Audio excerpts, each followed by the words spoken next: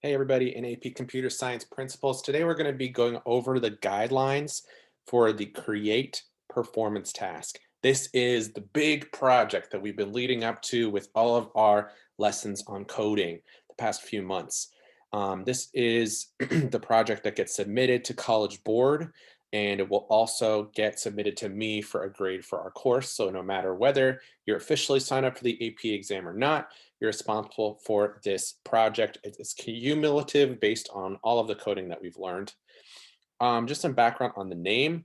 Performance task is the name that College Board gives to projects that are completed in class that get submitted as part of your AP score. Create is kind of the specific name of this project. So it's called the Create Performance task. In old versions of AP Computer Science Principles, there used to be two performance tasks, the Create Performance task and the Explore Performance task, which was focused more on like research of computing innovations. But in a recent update to the AP exam, they did away with the Explore. So now we only have the Create Performance task, which is focused on actually programming. And the Explore piece is kind of like now built into the multiple choice that you'll see on the AP exam. So we don't have to worry about that. Um, my goal today is just to give you an overview of the task and its requirements. So I hope and encourage you to watch this video in full as you're completing the activity guide for today. Um, and I'm just going to start at the top and kind of walk you through this. Okay, so we'll see how this goes. The next couple lessons are going to be focused on just kind of like getting you prepared for this task. So today we're going to walk through the overview of the requirements. In the next lesson, you'll take a look at the rubric and score some samples. And then in the lesson after that, you'll take more of a deep dive into the task itself. But we'll just start off at the top. So we're going to just kind of go over the basics today. So here we go. Programming is a collaborative and creative process that brings ideas to life through the development of software. In the Create Performance task, you will design and implement a program that might solve a problem, enable innovation, explore personal interests, or express creativity. Your submission must include the elements listed in the submission requirements section below. You have a lot of freedom in this task. Notice it's just saying that one of your goals might just be to explore personal interests or express creativity. You can really pick any sort of topic that you want to create a program based around. You are allowed to collaborate with partners on the development of the program only. The written response and video that you submit for this performance task must be completed individually without any collaboration with partners or anyone else. You can develop the code segments used in the written responses with your partners or on your own during the administration of the performance task.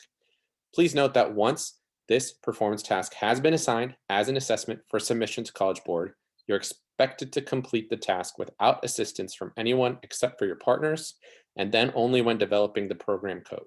You must follow the guidelines for completing the Create Performance task section below. What this really means is that when we're actually programming for this task, you are allowed to get help from other people.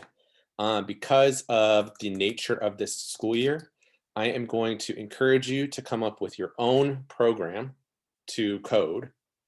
But if you get stuck and need help debugging, or if you just need assistance coming up with some of the ideas for your program, or you need help actually coming up with the program statements, once we're actually doing the project, I'm not allowed to help you as your teacher, but you are allowed to help each other. And so I'm going to be kind of creating ways through Schoology or when we're in person or on Zoom where you'll be able to work together um, to kind of like assist each other as necessary. Uh, and that'll make more sense once we go over the requirements. So there are three things that you will be submitting to College Board and to me. And you will be provided with a minimum of 12 hours of class time to complete and submit the following. We are going to equate that 12 hours to 3 weeks. Those 3 weeks will include the in-class / on Zoom portion of time, plus all of the asynchronous days. and that's going to add up to a total of 12 hours over the course of 3 weeks. And at the end of those 12 hours, you have to have these three things. You need to have your program code, which potentially could have been collaboratively worked on in the way that I was just mentioning. You need to have a video that displays the running of your program and demonstrates the functionality that you developed. That needs to be created independently. And you need to be able to write written responses to all the prompts in the performance task created independently. I will go over fully how you're going to create a video in a later video. So you don't need to worry too much about that at this time. Scoring guidelines and instructions for submitting your performance task are available. So today, I'm just going to be going over the details of these three requirements. I'm going to show you the details for what need to be in your program, the details of the video that you're going to submit, and I'm going to show you the prompts for the written responses. In a later lesson, we'll talk about the actual rubric and how you're going to earn points for this performance task. But this rubric will come into play later. Notice you can get up to 6 points, but we'll talk about that in a later lesson, okay? I will say, though, that this project cumulatively makes up 30% of your overall AP exam score. So you can keep that in mind. It is very important. It can be the difference between, getting a 2 and getting a 5 on the AP exam. So let's just kind of go through one by one. So we're going to start with the program code. You're going to submit one PDF file that contains all of your program code, including comments. Include comments or acknowledgments for any part of the submitted program code that has been written by someone other than you and or your collaborative partners. We'll get more into that, and I will show you an example of how to create a PDF of your code at a later date. But just know that's one thing that we'll have to do. In your program, here we go. Here's our bulleted list or our checklist. You must include student-developed program code that contains the following: instructions for input from one of the following: the user, including user actions that trigger events, a device, an online data stream, or a file. So that means that your program must get some sort of input from the user. That's going to be the easiest way to do this. We know how to do that through JavaScript on code.org. We can have an app screen that asks the user to type something in, or they need to press a button. Something like that is input that the user has to be able to submit. So that's something easy that we know how to do. You need use of at least one list. All right, we know what that means, right? That's going to be important. We've been using lists a lot recently, and that needs to represent a collection of data that is stored and used to manage program complexity and help fulfill the program's purpose. Next up, we have at least one procedure that contributes to the program's intended purpose. Procedure is a more general term for what we call a function in JavaScript. So this is talking about we need to write a function, and we have to have defined the function's name, the return type, and one or more parameters. We know about parameters and return. So we have to have a function that has parameters and that has return. Notice that implementation of built-in or existing procedures / functions or language structures such as event handlers or main methods are not considered student developed. We don't really have something called a main method in JavaScript on code.org. We do have event handlers though. That means that you can't use an on event as your student developed function. You want to use a function. So we don't want to use the yellow on event block. We want to use a green function block. That's going to be student developed. An event handler, even though we're putting our own code inside, an on event does not count as meeting this requirement. I will say I spent a whole week as an AP grader last summer grading computer science principles projects. And this is one of the #1 places that people lose points on the rubric, is because they use an on event as their student developed procedure instead of a function. And an on event does not count. You did not develop the idea of an on event. You can develop code inside of a function. Okay, so let's keep going. An algorithm that includes sequencing, selection, and iteration that is in the body of the selected procedure. Okay, so in the body of the selected procedure, we need an algorithm. Basically, we just need to make sure that we have sequencing. So, the steps go in order. There's a line by line structure to our code where one thing happens, then another thing happens, then another thing happens in a specific sequence. Selection, meaning some sort of like an if statement where you can select one thing or another to happen. And iteration, meaning like a repetition of some steps. So some sort of potentially like a for loop. So that's something that's required. We need to have calls to our student developed procedure, which we're saying is like a function. So our function needs to be called, makes sense. And instructions for output based on input and program functionality. Basically, we just have to have a return that makes sense for the program to function properly. Okay. Check, check, check. That is it. That is all that we need in our program. Hey, it's a whole page of instructions, but realistically, this does not have to be a super complicated program. So I'm going to encourage you to think creatively about a type of program that you want. But even something like the library functions that we just built in our previous lesson have most of these things already. So that probably didn't take you that long to code. This doesn't have to be something crazy, groundbreaking to still completely check all the boxes and get a perfect score on the AP exam. We'll talk way more about all of these things in the next couple lessons. So I'm going to just move us along here and we'll start to talk about the video. We are going to submit one video file that demonstrates the running of your program as described below. Collaboration is not allowed during the development of your video. Your video must demonstrate your program running, including input to your program, at least one aspect of the functionality of your program, output produced by your program.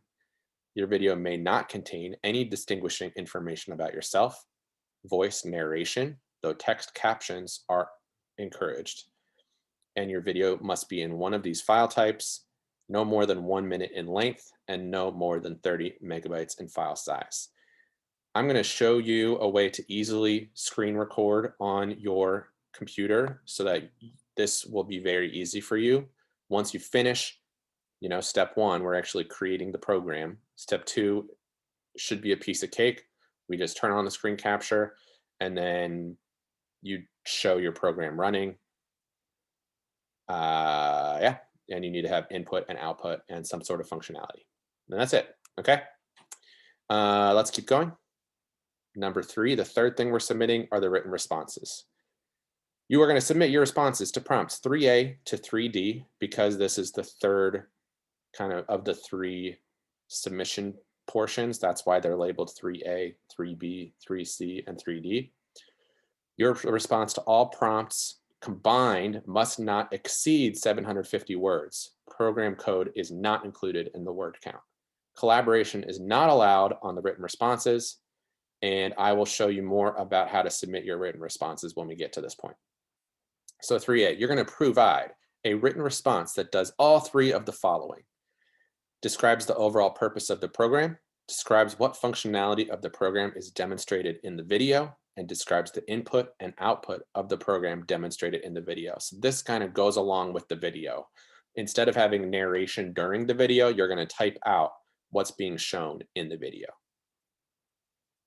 3B, capture and paste 2 program code segments you developed during the administration of this task that contain a list or other collection type being used to manage complexity in your program. The first program code segment must show how data have been stored in the list. The second program code segment must show the data in the same list being used, such as creating new data from the existing data or accessing multiple elements in the list as part of fulfilling the program's purpose. Then you provide a written response that does all 3 of the following. Identify the name of the list being used, describe what the data contained in the list represent in your program, and explain how the selected list manages complexity in your program code by explaining why your program code could not be written or how it would be written differently if you did not use the list. Okay, so I think that is pretty clear. We're looking at a list and why it's important. How does it manage complexity of the program? Okay. 3C, capture and paste 2 program code segments you developed during the administration of this task that contain a student-developed procedure that implements an algorithm used in your program and a call to that procedure. So this is talking about the function that we are writing and the call to that function. The first program code segment must be a student-developed function that defines the function's name and return type, contains and uses one or more parameters that have an effect on the functionality of the function, and implements an algorithm that includes sequencing, selection, and iteration. So remember, that's that algorithm we were talking about that should be inside of the function. The second program code segment must show where the student-developed function is being called in the program. And this is really, we're going to actually copy and paste like screen snippets into these boxes, or potentially copy and paste the text from the code into these boxes. We're not really typing anything new there. Then this is where the written responses come in. Describe in general what the identified procedure does, or the function, and how it contributes to the overall functionality of the program. Explain in detailed steps how the algorithm implemented in the identified procedure works. Your explanation must be detailed enough for someone else to recreate it. So you want to show the step-by-step process. What does this algorithm do that has sequencing, selection, and iteration in it? So that's going to be potentially a little bit of a lengthier response right there. Then we get to 3D, provide a written response that does all 3 of the following. Describe 2 calls of the procedure identified in written response 3C. Each call must pass a different argument that causes a different segment of code in the algorithm to execute.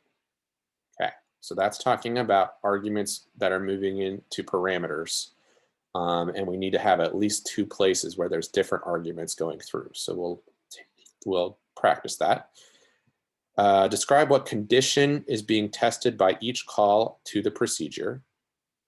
Identify the result of each call, right? So we've got conditions, the argument, the condition, and the result, or the return.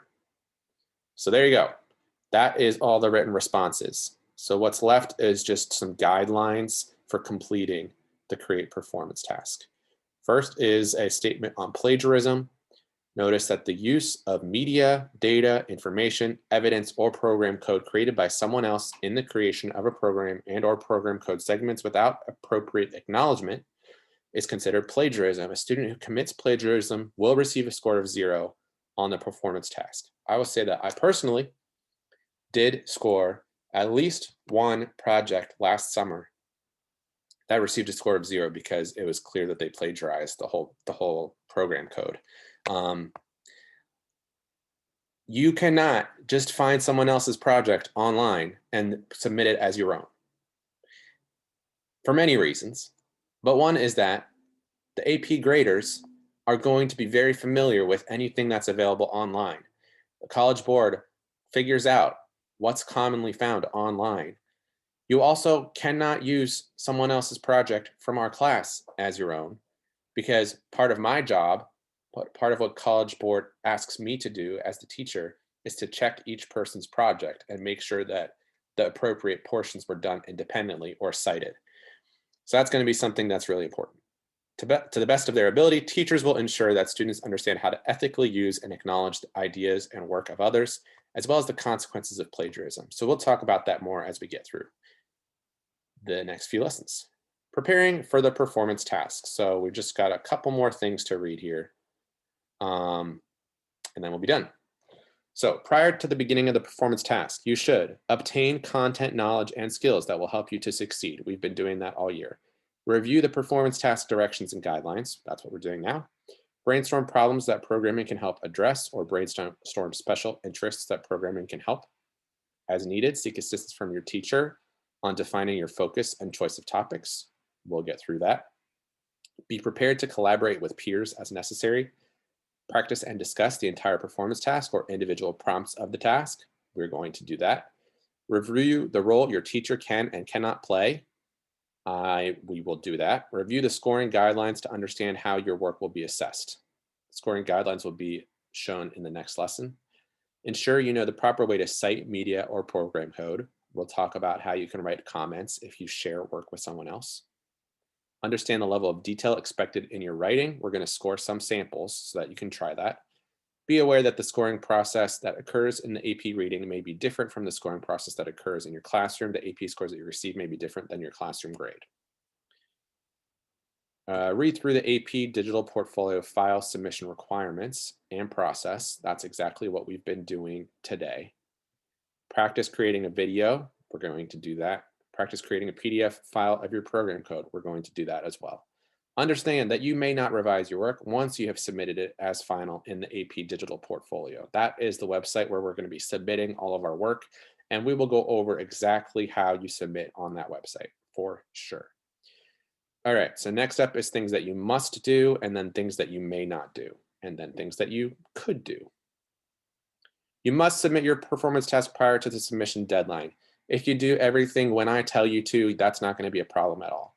Follow a calendar or schedule that provides time for all performance task components. I'm going to give you a weekly checklist of what you should do each of the 3 weeks that we do this project. Read the performance task directions and rubric. Apply the computer science knowledge you have obtained throughout the course. Use acceptable acknowledgement practices. Yep. We're talking about plagiarism there. Add comments to your program code to clarify the functionality of program code segments. Okay, we're familiar with all of those things. Here are things you may not do. Seek assistance in writing, revising, amending, or correcting your work, including debugging the program, writing or designing functionality in the program, testing the program, or making revisions to the program from anyone other than your collaborative partners. Submit practice performance tasks or any work that has been revised, amended, or corrected by another individual other than your collaborative partners or cited program code as a submission for the AP exam scoring. So for example, when we do a practice assignment for me and I score it for you and I show you potentially some feedback, then you cannot use that same idea for the final performance task. You may not seek answers or provide feedback on answers to prompts. The prompts have to be yours and yours alone. You may not collaborate during the creation of your video or your written responses. You may not revise your work once you've completed and submitted it as final to the AP digital portfolio. And then this is a list of the things that you may do once you have started your official administration of the performance task. You can collaborate with your partners only during the ideation and development, including error testing of your program code, if you choose to do so. You are not allowed to collaborate on the video or the individual written responses. That section sounds like a broken record at this point. We've said that several times. You may follow a timeline and schedule. That's what I'm going to give you. You may seek assistance from your teacher on the formation of groups and resolution of collaboration issues when one collaborative partner is clearly and directly impeding the completion of the performance task. You may seek clarification from your teacher on the prompts and submission requirements for the performance task when you do not understand the directions. You may work on the performance task outside of designated class time. You may seek assistance from your teacher to resolve technical problems that impede work, such as failing workstation or difficulty with access to networks, or to help with saving files or making movie files. And you may keep a programming journal of the design choices that were made during the development of the program code or code segment and the effect of these decisions on the program's function. You can use this journal as a point of reference when responding to writing prompts. I want to pay special attention to right here. You can seek clarification from me about the prompts if you do not understand the directions. But once we actually start the task, which won't be for about 2 weeks, you cannot ask me for help on the actual task, only on clarification of the directions and maybe if there are technical problems that impede work. Okay? All right, so that is that. That is the end of what we're covering today. Make sure that you complete the activity guide and submit it. But hopefully that was a good introduction to the project that we're going to be completing very soon. Thanks for watching. Have a great day.